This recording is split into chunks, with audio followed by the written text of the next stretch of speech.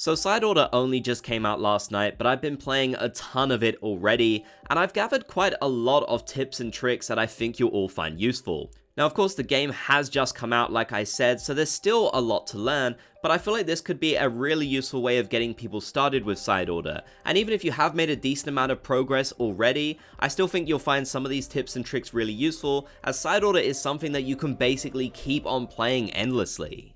So I'm going to be sharing 10 tips and tricks that I think you'll wish you knew sooner in Side Order DLC. So let's jump right into this. Now this one is actually explained to you in the game, but I feel like a lot of people might quickly overlook this one, especially if they're rushing to make progress. You want to make sure you get past level 5 on each run so that you can unlock the vending machine and also get some mems as well.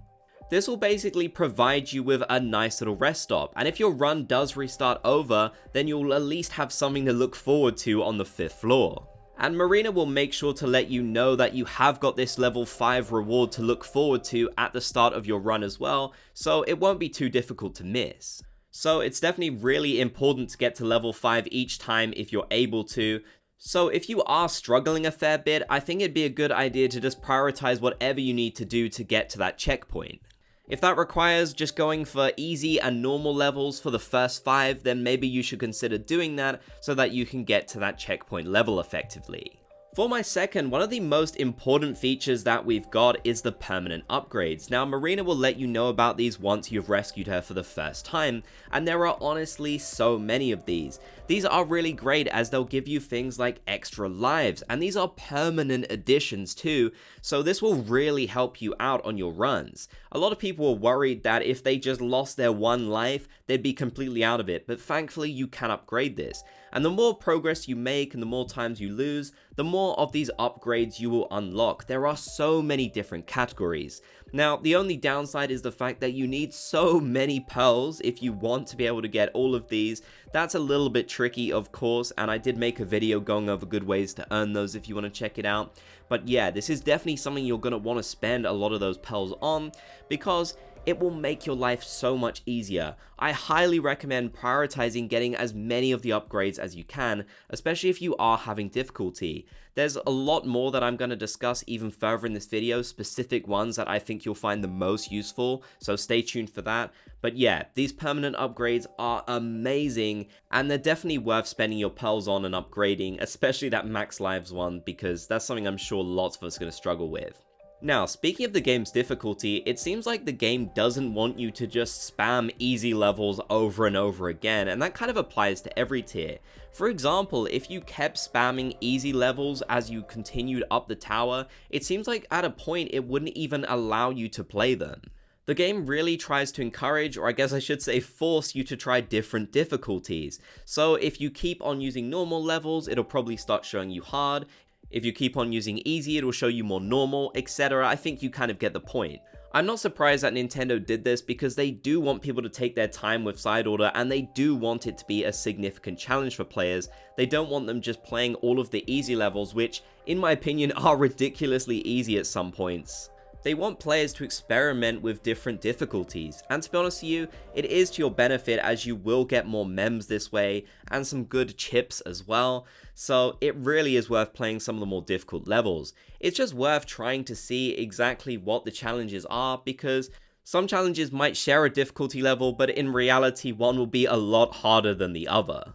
Now, there are so many good uses for your pearls, but a really important one that you'll get from Marina after losing a set amount of times, or winning 2 I guess, I just got this after losing a few times, is the ability to retry runs using your pearls. She will give you a list of all of your failed attempts going up, and the cost will depend on where you left off. For example, where I left off costs a lot more than the other attempts where I was just fooling around and basically died on the first floor. I'm sure that if you get up to those really high levels, you're probably going to need thousands of pearls if you want to get that progress back.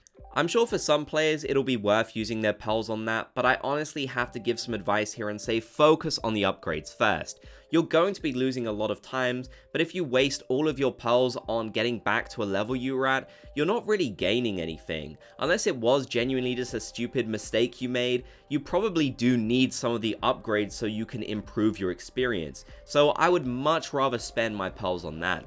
To be honest, I'd even rather spend them in the shop than on this, but hey, it is good to have the option. A lot of people were worried there'd be absolutely no option if you lost really high up or something, but there is a way out. You just need a ton of pearls, and they aren't that easy to get either. Now again, the game does explain this, but I thought I should mention that the way of unlocking new palettes and new weapon types specifically is through this locker feature, and the way to do that is to get keys. Now, you will get free keys at the very start, but the rest you'll have to find as you progress through the tower. These are on certain levels, I believe, and the map will even show you where the keys are going to be. I know for a lot of people they're going to want to unlock so many different types of weapons and such, so yeah, this is exactly how you do it. You need to get those keys if you want to get the new weapons and palettes, and there are some really cool palettes for you to unlock. There's going to be a lot of references to these with past Splatoon games and such, which is so cool. I honestly can't wait to see all of the different ones, as I'm sure there is an absolute ton. Now, a little bit more information about palettes. If you check more info with them, you'll be able to see that palettes have common and second most common tones, which will be the ones that you find when you progress throughout the tower. So if you want to get certain types of chips, then it's definitely going to be really important to choose your palette wisely. There's definitely levels to it beyond thinking, hey, this weapon looks cool, or it's my favorite weapon or character or whatever. You want to consider as well if these are the chips you're actually going to want to get the most. That's not to say you won't be able to find other types of chips, of course, but this will influence which are the most common, and that can make a big difference in a run. A palette that encourages you to get certain types of chips that you really aren't interested in or you don't find useful might be a negative despite the fact that you like the weapon it has. So definitely make sure to check the info every time you're using a new palette. I want to quickly mention again that when you're going up the tower, when you start up for the very first time, you will get shown a preview of where the keys and pearls can be. Now these are on the same floors every time, I believe, correct me if I'm wrong on that, but the map is still really useful as it gives you motivation of what floors you should definitely be working towards. It's really good to have goals inside order, I feel like, so these can be important goals for you to work towards as you're making your way up the tower. Unfortunately, it does go very fast, so you want to make sure you look at it quite quickly. Now, as I mentioned earlier, there are lots of permanent upgrades that you can get, and it seems like honestly a good way to get more of these is simply just to lose. I lost a few times on purpose, and I noticed Marina immediately came up and said she had more hacks available, which was really good. Of course, the more you progress up the tower, you will get more of these too, so if you're winning as well, I'm sure that's a bonus, but I definitely noticed that when I lost a few times, Marina had a few of these for me. There are so many different categories that you might find useful, so you may want to be careful using all your pearls with just the base ones you get after saving Marina for the first time. For example, one interesting one is a floor reset hack which allows you to reset types and rewards. This can definitely be really useful if you're not liking the chips which are currently available or the rewards that are specifically available for that floor. This is a really unique one in my opinion and definitely one worth getting early on. Another that is absolutely worth getting is the weaken enemies one.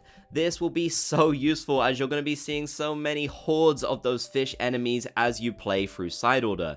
They are of course the main enemy you're going to be facing down and they really can overwhelm you. So by weakening them, you will give yourself a big advantage throughout the whole DLC just by exchanging a few pearls. So this is definitely one to prioritize in my opinion. So I hope you enjoyed checking out these tips and tricks for side order. I know some of these might seem a bit basic, but like I said, as of me making this video, the DLC had literally just come out. But I wanted to help people along in their journey and I hope you found it useful. Please comment your tips and tricks in the comment section down below and what discoveries you've made with the DLC. If you made it to the end, be sure to comment Splat Gang so I know you did. If you enjoyed, be sure to leave a like, and if you haven't already, consider subscribing and turning on notifications for more.